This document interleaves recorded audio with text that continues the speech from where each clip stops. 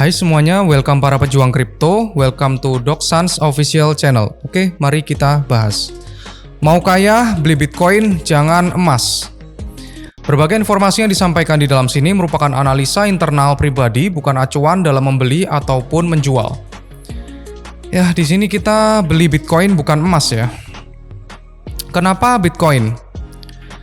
Ya, kita jelaskan dulu Bitcoin itu apa. Bitcoin adalah aset digital yang dibuat pada tahun 2009 ya oleh seorang nama ya atau kelompok bernama Satoshi Nakamoto. Jumlah Bitcoin terbatas hanya 21 juta keping saja ya di dunia ini. Bitcoin diciptakan sebagai mata uang digital terdesentral dan tidak dikontrol oleh siapapun. Ketika digunakan sebagai aset investasi, Bitcoin bisa dianggap seperti store of value, but I think more than gold. Ya, kemudian instrumen lindung nilai terhadap inflasi, kemudian aset spekulatif dengan potensi keuntungan tinggi. Jadi Bitcoin itu sangat langka ya, 21 juta aja, kemudian diperebutkan oleh 8 miliar ya orang di seluruh dunia ini ya. Alasan investasi Bitcoin, yang pertama adalah melindungi dari inflasi. Nilai mata uang fiat atau uang yang kita pegang sekarang itu terus menurun. Sedangkan Bitcoin itu bersifat langka dan nilainya selalu naik dari tahun ke tahun ya. Sudah naik berapa ribu persen ya, puluh ribu persen bahkan ya. Oke, yang kedua adalah merupakan aset lindung dari resiko geopolitik. Bitcoin tidak terikat dengan kebijakan negara tertentu ya. Misalkan dia bersifat desentral ya. Tapi untuk sekarang ini dia akan diadopsi oleh berbagai macam negara ya. Seharusnya kalau misalkan geopolitik pastinya nanti kalau misalkan semua negara sudah memegang Bitcoin pasti itu akan berpengaruh ya dari geopolitik ya. Kemudian yang ketiga, bebas dari kebijakan pemimpin yang buruk. Bitcoin bersifat desentral, tidak dikontrol oleh satu pihak. Jadi misalkan di negara A ya, misalkan ya di negara Turki atau di negara Argentina, itu kan dia pemimpinnya buruk ya, atau kepala negaranya kurang bagus lah ya, sehingga ekonomi negaranya itu jadi jelek. Sehingga di sana untuk Bitcoin itu dijadikan alat pembayaran ya, alat pembayaran yang legal. Apalagi di El Salvador ya, itu juga dijadikan alat pembayaran yang sah di sana ya. Di Turki itu juga sama ya, negaranya juga hancur ya karena pemimpinnya yang buruk. Salah satu obatnya ya, kalau misalkan kita pemimpinnya buruk ya, itu pasti aset fiatnya, uangnya itu pasti tergerus oleh inflasi ya. Akhirnya banknya atau uangnya itu jadi devaluasi atau nilainya terus rendah banget ya. Akhirnya menjadi hyperinflasi ya. Hyperinflasi itu yang nggak diinginkan oleh Bitcoin ya. Jadi adalah Bitcoin itu aset pelindung nilai. Yang keempat, alternatif dari sistem perbankan. Bitcoin memungkinkan transaksi tanpa perantara bank di sini ya. Oke, alasan investasi dari Bitcoin yang pertama, yang kelima, pengganti emas sebagai aset lindung nilai, yaitu Bitcoin dianggap emas digital, but soon ya, not now. Jadi bukan sekarang ya. Kalau sekarang menurutku masih high risk ya, karena dia sifatnya sama seperti saham. Yang keenam, tidak terikat lokasi geografis. Nah, ini bagus banget ya di sini ya. Bisa diakses dari mana saja di dunia ini asalkan ada internet. Kita bisa hidup bebas di negara mana saja. Kalau misalkan kita mempunyai emas ya misalkan ya, mempunyai emas, kita mau bawa ke luar negeri itu nggak bisa guys gitu ya. Kenapa? Karena bakalan disita. Kita misalkan punya uang 1M ya, kemudian kita mau ke luar negeri ya, pergi ke luar negeri itu juga nggak bisa ya. Jadi disita, di bandara itu disita, nggak boleh. Tapi kalau kita mempunyai Bitcoin itu nggak ada yang bisa mengakses Bitcoin selain diri kita sendiri. Jadi kita bebas mau hidup di mana. Misalkan kita punya aset 1M di Indonesia gitu ya, mau dibawa ke luar negeri selama atau sejumlah 1M itu juga bisa ya. Kemudian yang ketujuh, potensi sebagai peristiwa besar berikutnya atau outlier event. Bitcoin bisa menjadi fenomena yang mengubah sistem keuangan sekarang yang korup secara global gitu ya. Jadi sekarang itu sistem keuangannya itu sangat tidak adil ya. Jadi mereka yang di atas itu bisa cetak uang seenaknya, sedangkan kita cari uang itu susah sekali ya. Mengambil remahan-remahan kertas yang mereka cetak kayak gitu. Kemudian siapa yang hold Bitcoin ya? Banyak perusahaan besar yang membeli atau hold Bitcoin seperti Tesla, kemudian MicroStrategy, kemudian ada lagi Galaxy, kemudian Voyager, Square, dan juga Coinbase. Kemudian sekarang yang membeli Bitcoin itu siapa sih? Dia sudah selevel negara, guys. Selevel negara seperti Amerika ya, Cina itu juga punya, guys. Karena mining terbesar ya itu di China sebenarnya. El Salvador jelas ya, negaranya sekarang jadi jaya banget El Salvador sejak dia mengadopsi Bitcoin. Kemudian Sun ya, Sun Singapura, Rusia, Bhutan, Ukraina, Uni Emirat Arab, Finlandia, juga Inggris ya. Singapura di sini juga ingin membeli Bitcoin ya. Kenapa kok negara kita itu enggak ya? Ya tahu sendirilah kalian ya.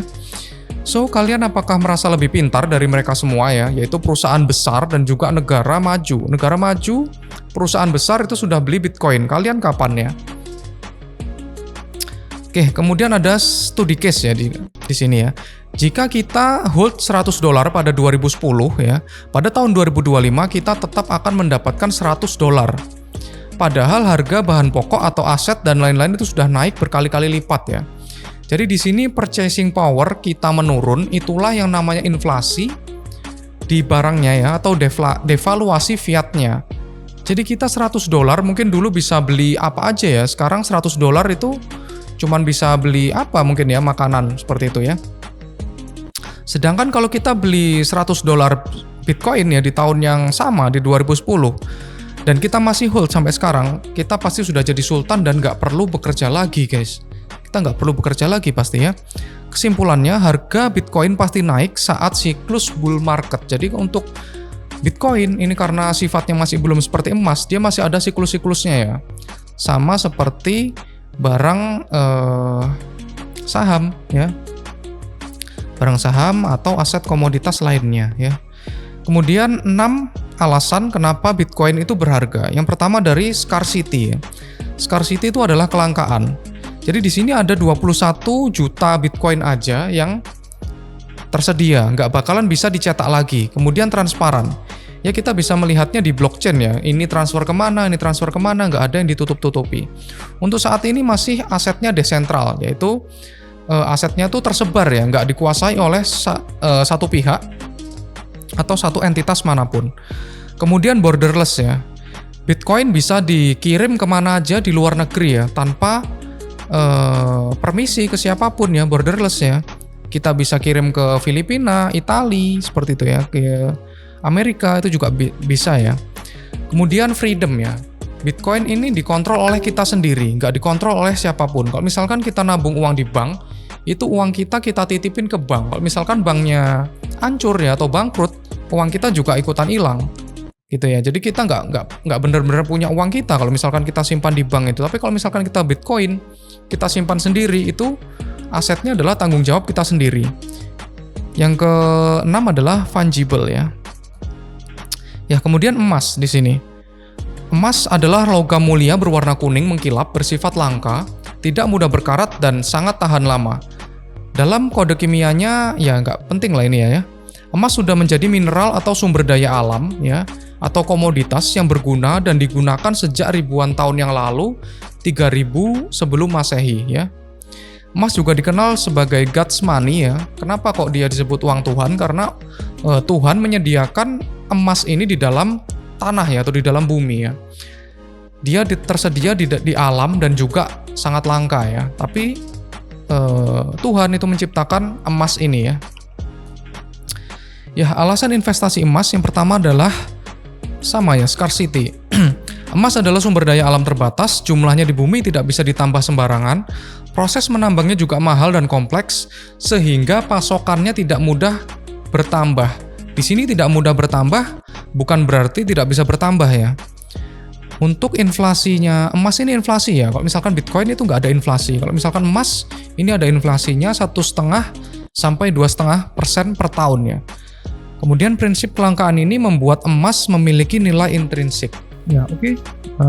Untuk yang kedua, tahan lama dan tidak mudah rusak atau durability. Berbeda dengan aset lain, emas tidak berkarat, tidak rusak, dan tidak termakan waktu. Ini membuatnya ideal sebagai penyimpanan kekayaan antar generasi, bahkan bisa diwariskan dalam bentuk fisik maupun digital. Kemudian yang ketiga, diterima secara global atau universality. Emas diakui nilainya di seluruh dunia, baik dalam bentuk fisik, batangan, koin maupun digital. Emas bisa ditukar hampir di semua negara, artinya emas itu liquid secara global, tidak seperti properti atau aset lokal lainnya. Kemudian yang keempat, perlindungan terhadap inflasi atau inflation hedge. Ketika nilai uang menurun karena inflasi, emas biasanya tetap atau bahkan nilainya. Ini karena emas tidak bisa dicetak seperti uang fiat. Oleh karena itu, banyak investor menjadikan emas sebagai aset pelindung daya beli dalam jangka panjang ya. Kemudian aman saat krisis, bisa disebut safe haven asset. Dalam kondisi ketidakpastian seperti gejolak ekonomi, perang, resesi global, ketidakstabilan politik. Jadi harga emas biasanya naik tinggi saat pasar lain itu turun, seperti pasar saham, pasar kripto, kemudian obligasi, itu menjadikannya aset pelindung saat krisis. Kemudian yang keenam, likuiditasnya tinggi. Emas terutama dalam bentuk batangan, standar internasional atau digital, misalnya token emas ya, itu sangat mudah dijual kapan aja, kamu bisa mencarikan dengan mudah menjadi uang tunai. Jadi kita bisa beli emas digital juga ya, seperti di platform jual beli ya. Kemudian di Pegadaian juga bisa ya, di marketplace juga bisa. Kemudian yang ketujuh, tidak bergantung pada pemerintah. Nilai emas tidak dikontrol oleh bank sentral secara langsung ya. Berbeda dengan uang fiat yang bisa terdepresiasi akibat kebijakan moneter. Emas independen dari keputusan politik. Ini setuju banget sih. Itu ya. Jadi emas ini nilainya cenderung naik dari tahun ke tahun, cuman naiknya ya emang nggak besar ya, karena market cap-nya nomor satu ya. Aset nomor satu di dunia adalah emas. Kemudian yang kedelapan, nilainya terbukti naik sepanjang sejarah. Selama ribuan tahun, emas telah menjadi penyimpan nilai, alat tukar, dan simbol kekayaan di berbagai peradaban. Track record-nya ini yang membuat harganya itu stabil ya. Kekurangan investasi emas, yang pertama adalah rentan dicuri ya. Jadi kalau kalian itu nyimpannya tuh di bawah bantal, di bawah kasur, itu rentan dicuri ya untuk emas ya. Kemudian yang kedua, kekurangannya adalah biaya penyimpanan safe deposit box. Jadi kalau misalkan kita punya emas banyak, itu pasti kita mempunyai deposit box yang berat itu ya, atau kita bisa titipkan ke bank. Itu juga biayanya juga tinggi ya. Kemudian yang ketiga, tidak portable. Jadi emas itu karena berat ya, dia nggak gampang dibawa kemana-mana. Misalkan kita bawa 1 kilo emas, bawa 5 kilo emas gitu, kita nggak mungkin bawanya secara ditenteng itu, jadi nggak portable ya. Kemudian tidak memberikan pendapatan pasif ya, atau passive income. Jelas ya, dia tidak seperti saham yang bisa tidak ada pendapatannya ya, karena dia ya cuman berupa aset saja. Beda kalau misalkan kripto dan juga Bitcoin itu bisa ya. Bisa mendapatkan passive income dari staking, kemudian bisa jadi loan juga bisa. Kemudian yang kelima, kurang liquid kalau simpan dalam jumlah besar ya. Jadi misalkan kita punya 1 miliar dalam bentuk emas, kemudian kita jual di detik yang sama, itu nggak mungkin akan cair ya. Tapi kalau misalkan Bitcoin itu bisa ya, misalkan kita punya 50 miliar gitu, kita cairkan itu bisa langsung dalam sekejap guys. Kemudian yang keenam, tidak bisa dibawa ke luar negeri dalam jumlah yang besar. Ya pasti ya, misalkan kita di pesawat ya, mau ke luar negeri, ke Australia gitu ya, bawa 1 kilo emas itu pasti nggak boleh, pasti disita ya. Karena kita dikiranya kita adalah pencucian uang ya. Kita mau naruh aset kita di luar negeri, itu pasti nggak boleh gitu ya. Kalau misalkan Bitcoin ya borderless ya. Kemudian yang ketujuh, pajak dan spread harga jual beli itu tinggi. Yang ke-8, bukan untuk investasi jangka pendek, jelas ya. Yang ke-9, tidak seliquid saham dan kripto kalau mau dijual ya. Kemudian ya Bitcoin fix this problem menurutku ya. Perbandingan Bitcoin versus gold atau emas. Ya, jadi di sini kita analisa bodoh-bodohan aja ya. Coba bayangkan saat kita di tongkrongan, misalkan kita lagi ngopi ya di suatu kafe. Kemudian seseorang berdiskusi tentang Bitcoin. Pasti yang kita diskusikan itu adalah harga Bitcoin itu naik ke berapa. Bitcoin bisa mencapai 100.000, bisa mencapai $1 juta, bisa turun ke berapa, kayak gitu ya. Jarang kita membahas teknologinya. Jadi karakteristik Bitcoin saat ini itu mirip seperti kita mendiskusikan saham. Pasti pemula akan membahas soal harga. Oke, beda kasus dengan kasus yang kedua ya, misalkan.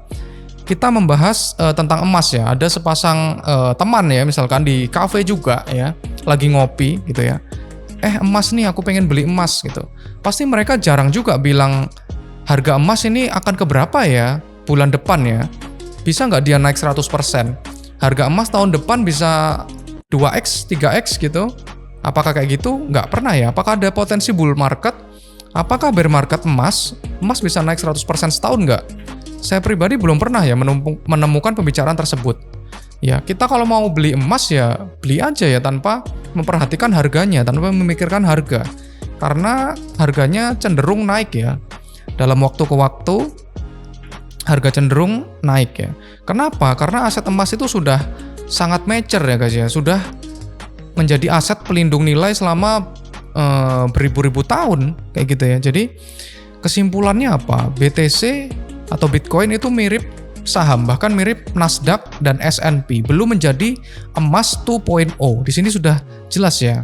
Jadi kalau misalkan kita mau beli emas itu kita ya udah beli-beli aja. Harganya di berapapun nggak masalah gitu ya. Nggak bakalan juga dia turun 50% seperti itu juga. Nggak mungkin juga gitu ya. Beda kayak Bitcoin ya.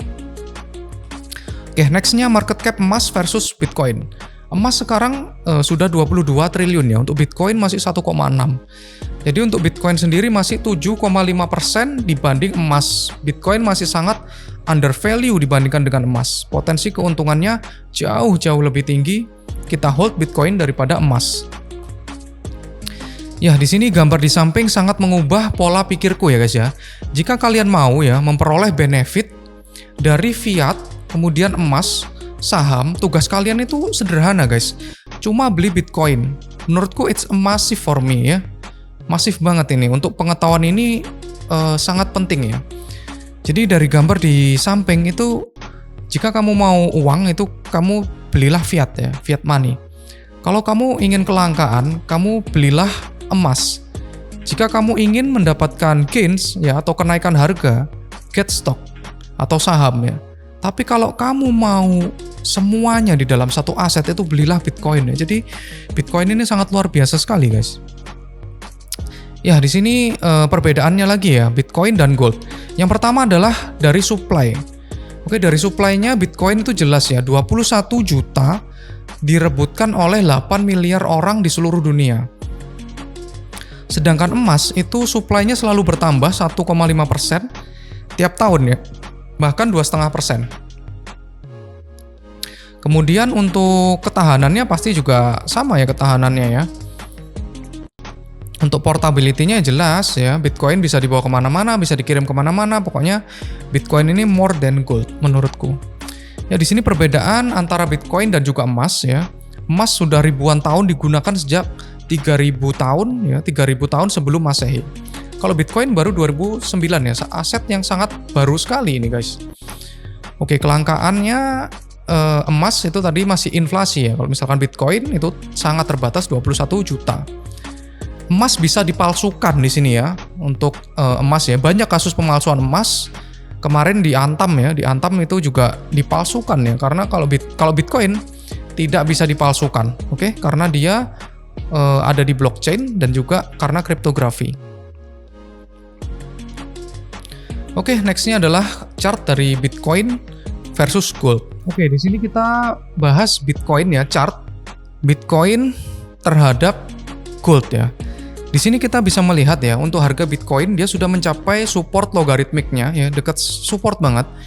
Kemudian Bitcoin sudah siap mantul ya kalau dilihat dari sini ya. Setiap kali dia menyentuh support ya, Bitcoin itu mantul ya di sini ya, kelihatan sekali. Jadi kesimpulannya sekarang itu saatnya jual emas dan beli Bitcoin ya. Bukan saatnya beli emas ya, karena dia fear and greed-nya juga sudah tinggi. Oke, di sini bisa all time high lagi ya Bitcoin ya. Semoga aja. Ya, di sini fear and greed emas ya. Fear and greed emas di sini di angka 87 ya. 87 itu kalau misalkan di kripto itu sudah extreme greed ya di sini ya. Oke, jadi kalian tahu kan kalau misalkan extreme greed itu orang-orang berbondong-bondong pada beli emas. Ternyata di situ ya topnya ya. Tapi ya nggak mungkin juga untuk gold itu turun 50% gitu ya, juga nggak mungkin ya. Jadi di sini bukan waktu yang tepat untuk beli emas. Ya, di sini Bitcoin versus Nasdaq ya. Bitcoin versus Nasdaq di sini. Bisa kita lihat Bitcoin itu beta play dari Nasdaq ya. Jadi dia untuk dari gain-nya, maksudnya beta play itu apa sih? Jadi kita mencari gain yang lebih tinggi dari Nasdaq itu gimana caranya? Yaitu kita beli Bitcoin seperti itu. Ya, dari grafik di sini yang warna ungu ya. itu chartnya dengan Bitcoin yang warna hijau sama merah itu untuk chartnya identik ya guys ya. Kalau misalkan Nasdaq naik ya Bitcoin juga naik, kalau misalkan turun dalam juga turun dalam, seperti itu ya.